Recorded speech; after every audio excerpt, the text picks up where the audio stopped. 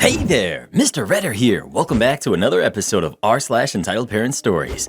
Our first story we'll be reading today. My Karen ex is demanding my Disney Plus password. After that, am I the jerk for stealing a name from my sister to use for my baby? And after that, I made my parents homeless for getting rid of my dog. Now for every thumbs up this video gets, one Karen does not get to use someone else's Disney Plus. But I want to watch The Mandalorian! So please smash that like button and subscribe and turn on notifications for news stories from Reddit every single day. My Karen ex is demanding my Disney Plus password. I know my ex-wife has been using my Netflix account for many years. I didn't really mind. I'm now remarried, we have a kid, and I live far away. I basically have no contact with my ex, though I still do regularly stay in touch with several of her siblings and her father. When I signed up for Hulu and Disney Plus, I reused my Netflix password. Turns out my ex was using those services as well. I signed up to those after we were divorced. I got a notification that another password was breached and decided to begin using a password manager to make new passwords for everything. I'm also turning on two-factor authentication anywhere I can. My ex just texted me and asked for the new password. Her kid, from her subsequent marriage, really wants to watch something on Disney tonight. I've not responded, but my plan is to say no. I'm certain she'll make a production of this and complain to her family members and our mutual friends about how I'm somehow in the wrong, but I don't really care anymore. I'm not being a jerk though, am I? She's a grown adult. She can sign up for her own account. You're the jerk. It's a darn streaming service. Just share the password and get off your high horse. You obviously have the money to pay for it, and maybe she doesn't. Have you even considered that? This is also a way to stick it to these big corporations. You literally have the chance to get back at these greedy clowns, but because you can't get over your feelings for your ex, you choose to be bitter about something that happened years ago. If I were you, I'd call her up and apologize for how selfish you've been.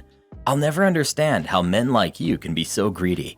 You remind me of my sorry excuse of a father I had growing up. He wouldn't share anything with anyone.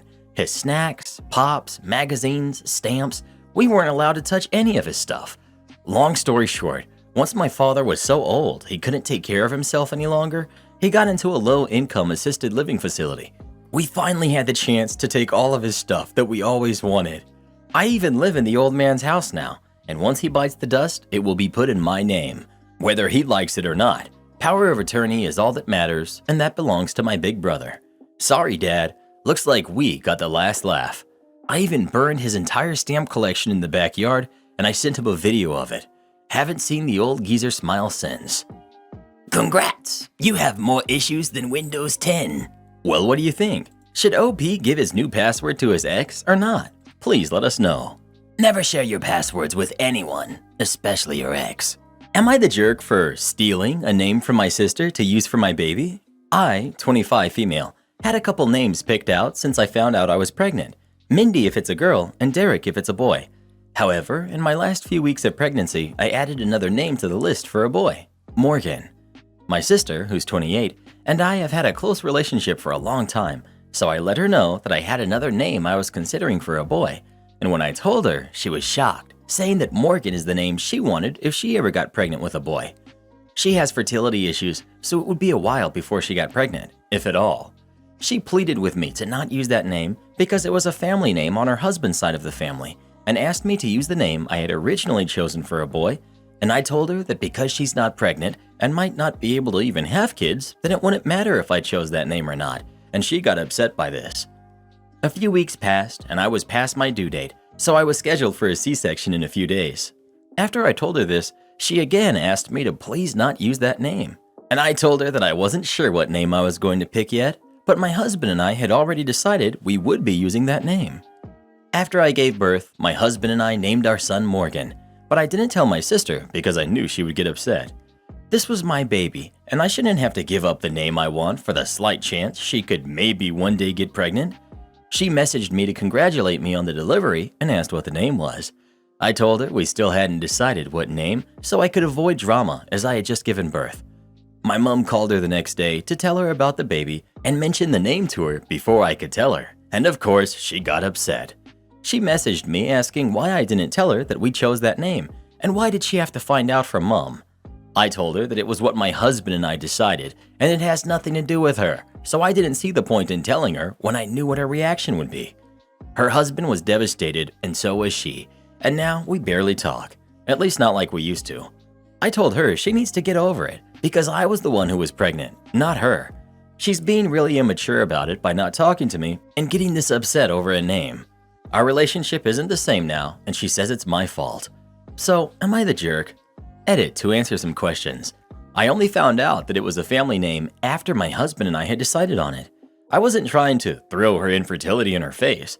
I was just trying to get her to be reasonable and see that I'm the one who was pregnant at that time, so she shouldn't get a say on what I do or don't name my baby.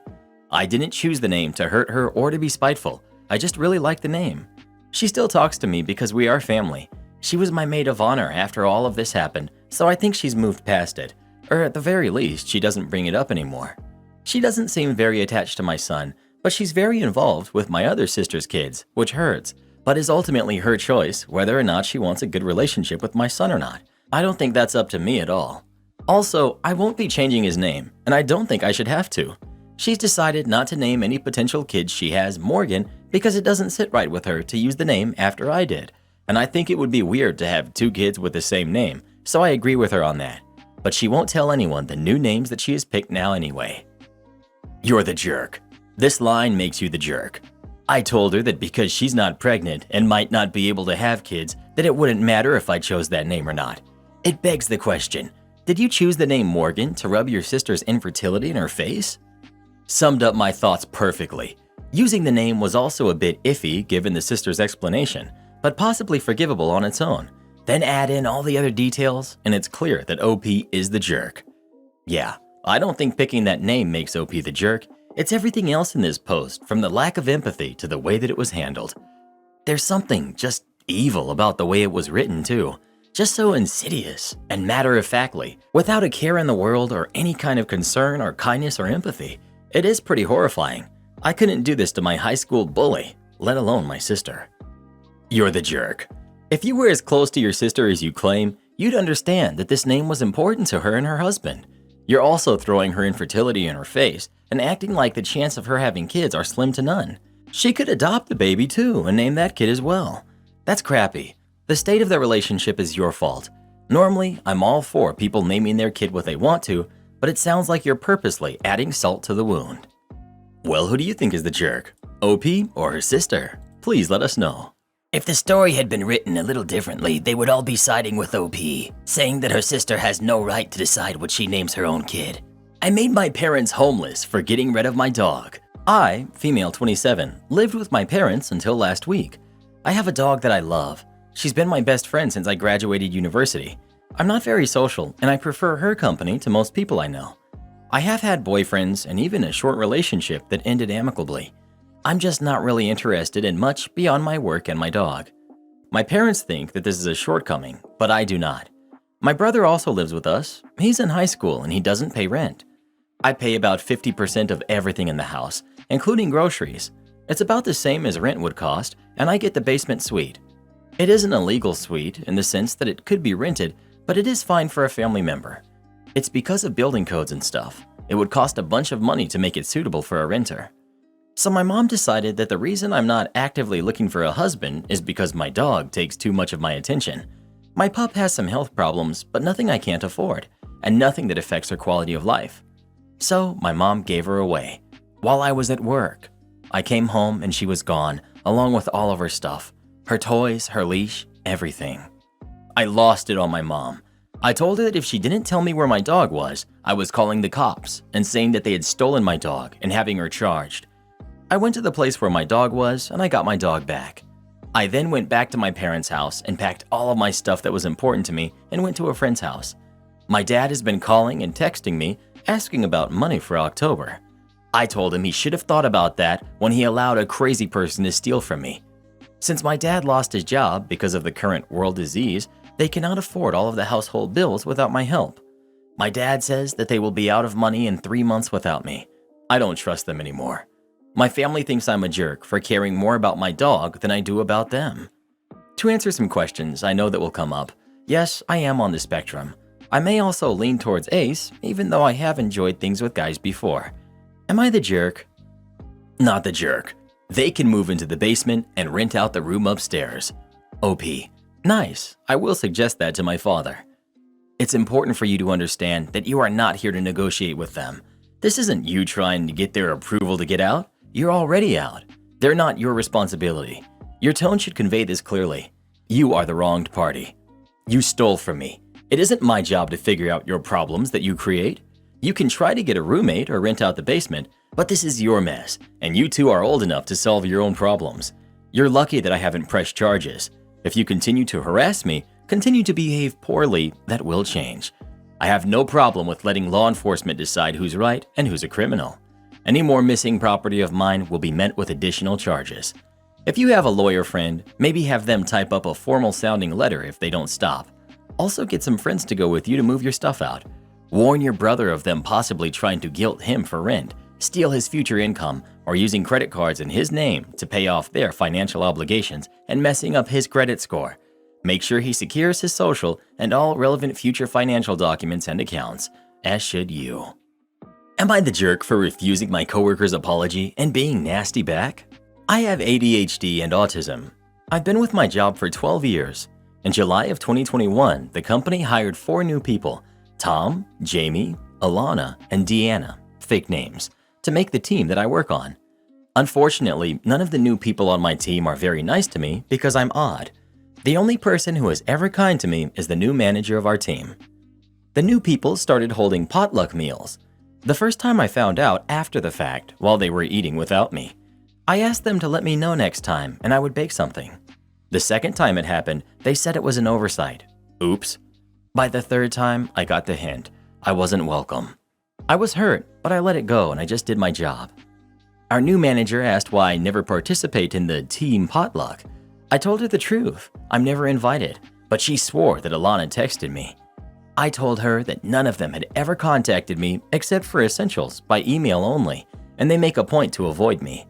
When my manager confronted the group, they lied and swore they had asked me, but were unable to produce the promised text.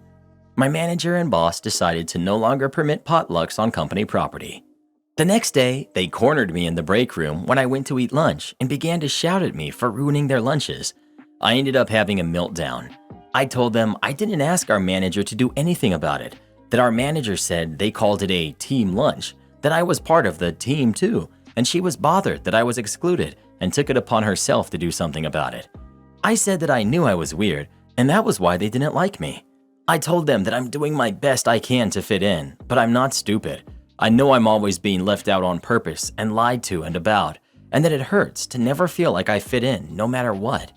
By the end, I was sobbing myself sick, and my mom had to come pick me up early because I was panicking so badly. I found out later my coworkers were put on administrative leave without pay and forced to go to sensitivity training before they could come back to work. A few days later, Tom approached me to apologize and said his nephew was autistic too and he should have realized and done better. I asked him, if someone treated your nephew the way you treated me for over a year and only apologized after getting caught and punished for it, what would you tell your nephew to do? Would you tell him to accept that apology? He quietly admitted that he wouldn't, that he'd tell his nephew to tell them to go buzz off. I told him to go tell himself that, get back to work and leave me alone. No one else even tried after that. My manager is now saying I overreacted and I should just accept the apology and give them another chance to keep the peace. My job coach says I should apologize too, but I really don't want to. Am I the jerk? A year? And your manager is saying you're overreacting? They're underreacting. Sensitivity training isn't enough. Your coworkers did this with intent for over a year and then had the audacity to shout at you when their crappy behavior was called out. My own anger at your treatment aside, I would accept the apology in time. I do think that what you said to Tom was perfect. You are 100% not the jerk. Exactly. OP didn't reject the apology directly, just put a mirror up to it. Let them invite OP out the next time and show that they mean it with kindness instead. Not the jerk, OP. Tell them it's not that you're rejecting Tom's apology, you just prefer to see it in changed behavior before you can accept it wholeheartedly. Your company can accept that as both professional and reasonable, as well as your colleagues. You don't owe anyone an apology. Never. Not for this. And please note that others didn't bother. Don't assume it's because of what Tom said. Why are they even talking about it? They should each approach you anyway and apologize. You have the right to respond, and they the duty to at least hear it. I'm so sorry you went through that. Kudos on your resilience and standing up for yourself. I hope you see it now too. It wasn't just a meltdown. Fingers crossed, they change. Accepting an apology is a personal choice, not something that should be subject to a superior's order. For that alone, I have to say, not the jerk. I think you need to ask yourself if Tom's apology was sincere, and if it would benefit you to offer forgiveness. Forgiveness is not for him, it's for you. When you've thought about it, do what feels right to you. Based on what you've written, none of the other 3 people have apologized, so there's nothing to accept. I'm not sure what you would be apologizing for. If you don't have Dijon, I'm not paying. So this is from a few years ago. I worked in a chain pub/restaurant, fairly cheap, but we did pretty good roast dinners on a Sunday, so we would normally be full. On the day this happened, we had been stacked, as in no table left empty for more than 2 minutes all day. It's about 8:20 p.m. and we close at 9 on a Sunday. A couple walks in and the guy demands the nicest table we have with his first words to me, which I take as an odd start, but oh well. I sit them in a fairly private corner of the restaurant. We are only now starting to have a few empty tables so they can have a table for 4, which I consider nice. I take their drink orders and I come back to take their food order. Like 95% of our customers on a Sunday, they then order roast dinners. He gets the beef, she gets the lamb. He then asks if we cook to order, obviously trying to sound like he knows what he's talking about. To which I say no, the roasts are not, as you can't really roast meat to order. He finishes ordering by saying, "Well, it better be hot." Someone else took their food out, but I go to do the check back and ask if everything is okay with their meal after a few minutes. He then goes, "No, my meal didn't come with any sauce." To which I reply, "I'm sorry, what kind of sauce would you like, sir?" He had gravy, and I know the server would have asked if they wanted any sauce when they brought out his meal. He goes, "Mustard, Dijon mustard," like he's James Bond. I go on the hunt for some. As I say, it had been a busy day and we had run out. Our main food order with all the sauces, etc., came on the Monday, and frankly, it's not something many people ordered normally, so we didn't have a massive stock. I go back and I tell him, me, "I'm very sorry, sir. It appears that we've run out. It's been a very busy day." Him, "What do you mean you've run out? I want Dijon mustard." Me, "Like I said, sir, we've been very busy and it's late in the service. Unfortunately, we've run out." "Rubbish. Go and buy some then." Me, "Sorry, sir. It's a Sunday and the shops will be shut by now." Him, the classic, "I want to see the manager." I go and get the manager. She introduces herself and tries to calm him down. By this point, it's 8:40. We're closing in 20 minutes and the place is emptying out. She tries offering him any other sauces, to which he says no. Then he literally bellowed the line, "If you don't have Dijon, I am not paying," making people all over the restaurant look around. My manager, I think, had decided what's the point to argue so much and said fine, then walked away. He looked crestfallen, like he had won the argument. I carry on working as they both grumpily eat everything on their plates. By the time they're finished, it's 8:50, so I hurry over and ask if they would like dessert or any final drinks, to which, to my relief, they say no. I therefore fetch their bill, which has their drinks and her meal on it, but not his. As I said, it's a fairly cheap restaurant, so not too much. He looks at me as I put it down. Him, "What's that?" Me, "The bill, sir." Him, "I said I'm not paying."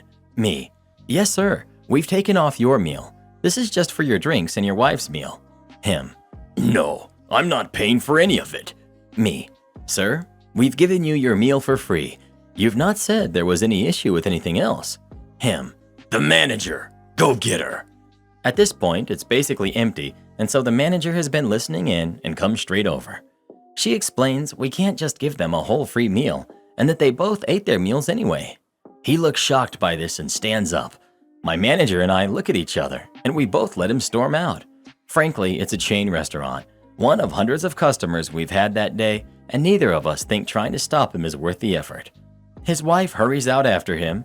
As she does, she clearly realizes how ridiculous he's being as she takes some cash out of her purse and leaves it behind. They both leave, and my manager just looks shocked. Turns out she had left more than enough to cover the bill, even with his meal included, so I made a fairly good tip off of them. He also, in his anger, left his scarf behind, which after leaving it in the lost property for long enough, he had the opportunity to come collect it. I took home as a kind of trophy. It's very nice. Probably cost him more than the whole meal. Am I the jerk for refusing to do little chores and errands every time I declare I'm going somewhere? So I've been married for 4 years. Things are generally great. Couple kids, got a house, work stable, blah blah blah. But my wife has started to do this thing in the last couple of years, which I'm starting to find really irritating. Whenever I announce I'm going somewhere, my wife will almost invariably find me a task or a small errand while I'm out. It's often fairly reasonable small stuff that doesn't necessitate me going well out of my way, and often it's stuff for the house. Sometimes it's not though, and is a complete pain, really ruining my initial excursion. Some examples. Me, I'm just going to town. Her, oh great, can you pick up a chicken while you're there? Me, I'm gonna take the dog for a walk. Her, oh, well, can you pop into my parents on the way back and check if they… Me, I'll take the kids to nursery today. Her, make sure you pick up my parcel on the way back. Me, I'm going to take the car to the garage. Her, swing by the decorator shop and see if the new paint is in stock. Anyway, this has got to the point where I don't even want to announce if I'm going anywhere. It kind of feels like the control I had over making the decisions to go out and the flexibility that trip may have given me has been snatched away. Sometimes I just want to go out, do my thing, and come back. No errands, no jobs, just my thing from start to finish. Yes, it has caused arguments. I initially tried pointing out the problem, but that didn't work. So of course, things escalated to a row. But she still does it, saying that it's not unreasonable for me to contribute to the running of the household whenever I can. I'm not a lazy dad or husband, and I think I really do my fair share with the house and family. But I now resent this. Am I the jerk? You're the jerk. There's nothing wrong with occasionally saying, you know what, hun? I really just wanted to enjoy a walk with the dog and not do something extra. I'd rather not pop into your parents this time. But what you don't seem to be considering is that every single little chore and errand that you refuse to do on these occasions is something that she then does have to do. They don't magically get done by the chore fairy when you refuse. She's the one who's picking up your slack. So when you claim that you really do your fair share, but then resent her even asking you to just do an occasional extra small thing here or there that she has to do if you don't, and I'm assuming that there are plenty of chores on top of these that she's not even bothering to ask you about because they're not on your way or near where you're going and require her to actually just go out and do them. Yeah, no, you're wrong, and you're the jerk. Not to mention that she's already shouldering the mental load of managing these extra chores that need to be done, since he seems to be totally unaware they exist. You're the jerk. You're the jerk if you think these errands, which are part of everyday life things that need to be done to have your family's lives run better, should all be her responsibility. Wow, you sure are not in the running for husband or father of the week. Not the jerk. Imagine if the roles were flipped and he was constantly telling her to do things she didn't want to. You hypocrites would be saying how demanding and controlling he is and that she should divorce him. But as usual, when the wife is the one pulling this kind of crap, you all just make excuses for her. I swear, it's like you Reddit people want all women to either be single and miserable, like most of you are, or to be with a guy who's a complete pushover and lets her walk all over him and boss him around. My wife is upset that I didn't help with the dishes when I got home after my 10-hour workday, so she kicked me out of our bedroom and now I'm sleeping on the couch. The modern day man, just sad. Well, what do you think? Is OP the jerk or not? Please let us know. Maybe the OP from the other day with the man cave will let you come hang out with him for a while. Am I the jerk for being mad my husband ate without me? My husband took me out to a birthday dinner, my birthday. While we were waiting on the food, I saw an old coworker and told my husband I wanted to go speak with them for a moment. While talking, I kept looking back towards our table to see if our food was out and to check on my husband. No food that I could tell. I'm super nearsighted, and he seemed to be reading something on his phone. I wrapped up the conversation, may have been 10 to 15 minutes, only to come back to him finishing his food. I asked if he was done already, why didn't he let me know the food was out, etc. And he started saying he had small portions, didn't think it was a big deal, didn't want to interrupt my conversation, etc. I asked why didn't he motion towards me or something. He said he didn't think it would be a big deal for him to just eat. Now, I understand what some may think about me walking over to speak to the former coworker. It was a quick 10 to 15 minute conversation and moving on. I even asked him if he minded if I went over and spoke to them for a few minutes because I hadn't seen them in quite some time. They are older. This wasn't a super fancy sit-down restaurant either. Our budget was tight, so we went to Cracker Barrel. I feel like he could have at least let me know the food was out or something. A little more context. We've been married 16 years. We have 2 teens, etc. Nothing like this has ever happened before. You're the jerk. Walking away for 15 minutes when you had food ordered and were supposed to be celebrating with your husband is way more rude than your husband eating his food while it was hot and fresh. You should be apologetic, not indignant. Well, who do you think is the jerk? OP or her husband? Please let us know. Pro tip: while on a dinner date, give your undivided attention to whoever you're with. That's what I'd do if Reddit boy ever took me out to eat. But he never does. He never will. You got that right. Force the student to do your job for you? Enjoy losing your whole career. I work in a healthcare facility with different disciplines, and we have the main clinicians and assistants as well that do treatments. For the longest time before lockdown, clinicians would take students from schools because they need to have some hand-on experience before they graduate and get to take their state exams. The players of this are, we've got me, OP. We've got Dory, the clinician teacher. We've got Hannah, the student. We've got Casey, another clinician. And we've got Katie, my regional manager. So I'm the supervisor of the health clinic, and I'm in charge of all clinicians. Even though they're fairly independent, they have to report to me, and I in turn report for the whole clinic. This starts with Dory. She has a lot of friends in one of the prominent universities here. She's very well connected with them. She graduated from there, is involved with their activities, and just active in the school in general. I've known Dory for years and have worked with her before, but she was never directly under my management because her home clinic was another location she would just help out. I would hear things about her, the way she treated the assistants that worked under her, a rudeness towards other clinicians, and some sketchy stuff about basically fraud of billing for services not rendered. This is a big no in healthcare, but it happens more than you think. Anyway, I had no proof of this, and all the patients at my clinic had not voiced any complaints. Anyway, Dory had started taking students in, and she was moved at my clinic. When she came here, she was still helping at another clinic not too far away. Dory accepted a student from her university to follow her and learn from her and slowly integrate into clinical treatment. This is where Hannah enters into the picture. Very shy girl, did everything you asked of her, but because she was shy and also being a new student, she's unsure if the treatment she is administering is the appropriate one. That's why you have people like Dory to be next to you and counsel and guide you. After the first few weeks, I started noticing Hannah would be in the clinic and would be doing treatments without Dory being around for a few hours. This isn't allowed because the instructor should always be around at all times to supervise their students. After a few times of noticing this, I brought Dory and Hannah into my office and said this cannot be happening and it's not allowed. If it happens again, I would have to report it, and this was not something I wanted to do. If I did report it, the student would lose their clinical placement and would have to wait 6 months until the next placement, which pushes back the graduating date. A few weeks go by, and things had been fairly normal. The student would be in the clinic sooner, but would not be performing treatment. She would, however, shadow other clinicians, but Dory was still coming in later than usual. One day, as I'm walking by Hannah, I see that she's on the billing menu. In order to be on that screen, you would have to be clocked in, otherwise the system won't allow you to do it. I call her to my office again, and I sternly tell her that I had specifically said she couldn't treat patients, and she doesn't have a clock-in username and password. Hannah proceeded to tell me that Dory had told her to clock in for her and start billing patients before services were rendered. Continues to state this had been going on for the whole time she'd been a student. Now, I don't see the billing until the next day, but I don't have a clock of when the billing was submitted. I tell Hannah that this was strictly not allowed, but I need more information before I make a decision. I call Casey, the other clinician, into my office, and she proceeds to tell me that Hannah goes home crying and bawling every single night due to Dory threatening to fail her as a student if she didn't do all of these things for her.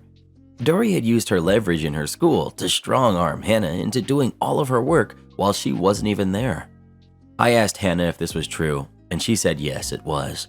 Hannah then goes on to tell me that after the first meeting with Dory, Hannah, and myself on what they shouldn't be doing, Dory brought Hannah to the side and told her, "He's cool. He knows what's really going on, but he has to say that as a manager, so keep doing it." At this point, I asked the student if any of her evaluation or letters of progress had been submitted to her school, so they know she's been making progress. Hannah says that Dory has never submitted the necessary paperwork to the school and has gotten away with it because of her connections to the school. So if I fired Dory, she would in turn take revenge on the student and fail her at her clinical. She would be 6 months to a year from being placed into another clinic, meaning she would be either very late or just fail and not be able to graduate. I called Katie and reported everything to her, told her my fear for the student and what she was dealing with every single day, crying and being threatened and retaliated against. Katie was also fearful of this, but also worried the liability this put on the company, also how long it had been going on. So she didn't have an answer on how to handle the situation without it affecting the student. So here was my revenge. I started watching everything Dory did, treatments, time, and complaints, etc. One weekend, Dory had to work without her student on a Saturday, Sunday, and Monday. When I come in on Monday, I notice the patient having been to the hospital since Friday, but she had still been billed for services. I checked the clinician. It was Dory. How was she able to treat a person that wasn't even the clinic and also be able to bill her? So I had my reasons to fire her. I had the evidence I needed, but I still wanted a bit more. I texted Dory and asked if she had seen said patient. She reported yes, she had, but also asked if she had billed less than what she should have because she would have been able to bill more if I wanted. I told her that wasn't necessary and there was no way to bill more due to the patient being in the hospital the whole weekend she had billed. She knew from that moment what was going to happen. The next day, myself and Katie waited for Dory and she was fired on the spot just for the fraud. The student thing never came up in conversation and she had no idea we had known for a while. I had another clinician write up a whole letter on what the student was doing and that she was a good clinician and had completed the necessary work to be able to graduate. Dory was unable to get any more work done after that because the incident had been reported to the government and they had that on her license wherever she went. Her new employers would look at the license and not want to hire someone with that on their record. Last I heard, she was working at an Amazon warehouse as a manager. From a doctorate degree to a warehouse manager, after many years, I'm sure, of fraud. The best part is that student has graduated and gotten her degree and is working in the field. She's a great clinician, has done great work in her field, and I still keep in contact with her. She's very thankful for being pulled out of that situation. Support our channel by joining as a member today, and we'll give you a shout out in our next video. Or come watch this video next. You won't believe what Karen does in that one.